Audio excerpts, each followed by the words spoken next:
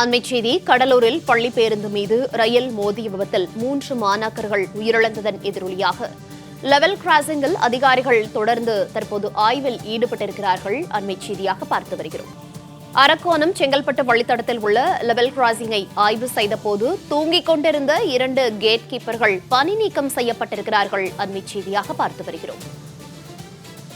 கடலூர் சம்பவத்தை தொடர்ந்து பணியின் போது கேட் கீப்பர்கள் உறங்கினால் பணியில் இருந்து நீக்க ரயில்வே துறை உத்தரவு பிறப்பித்திருக்கிறது. மேலும் நேற்று 11 வகையான வழிகாட்டு நெறிமுறைகளை ரயில்வே துறை வெளியிட்ட நிலையில் தற்போது கடலூரில் பள்ளி பேருந்து மீது ரயில் மோதி விபத்தில் 3 மாணாக்கர்கள் உயிரிழந்ததன் எதிரொலியாக லெவல் கிராசிங்கில் ரயில்வே துறை அதிகாரிகள் ஆய்வு மேற்கொண்டு வருகிறார்கள். அண்மைச் செய்தியாக பார்த்து வருகிறோம்.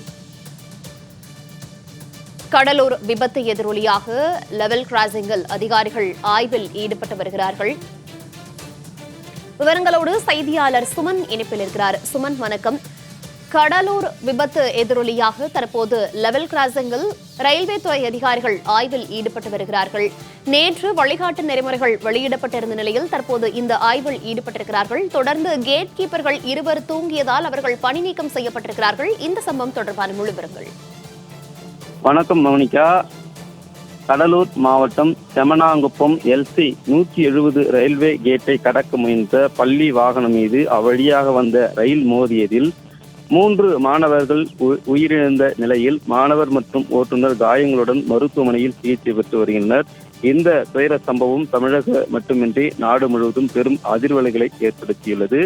இதனைத் தொடர்ந்து ரயில்வே நிர்வாகம் சார்பில் பல்வேறு துரிதமான நடவடிக்கைகளை மேற்கொள்ளும் வகையில் ராணிப்பேட்டை மாவட்டம் அரக்கோணம் காஞ்சிபுரம் ரயில் நிலையங்கள் இடையிலான ரயில் மார்க்கத்தில் அமைக்கப்பட்டுள்ள LC கேட் 40 மற்றும் 44வது சேந்தமங்கலம் மற்றும் சண்டலம் ஆகிய பகுதிகளில் அமைக்கப்பட்டுள்ள லெவல் கிராசிங் கேட்டுகளில் பணிபுரிந்து வந்த கேட் கீப்பர்களை ஆய்வு செய்த போது கார்த்திகேயன் மற்றும் ஆஷிஷ் குமார் ஆகியோர் தூங்கி இருந்ததாக கூறப்படுகிறது. இதனால் அவர்கள் இருவர் மீது ஒழுங்கு நடவடிக்கை எடுக்கும் வகையில் பணியிடை நீக்கம் செய்யப்பட்டுள்ளனர்.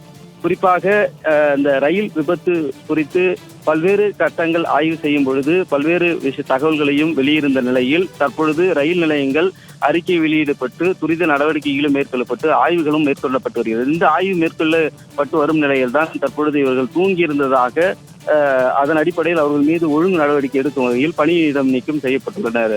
மோனிகா, தகவல்களுக்கு நன்றி சுமன்.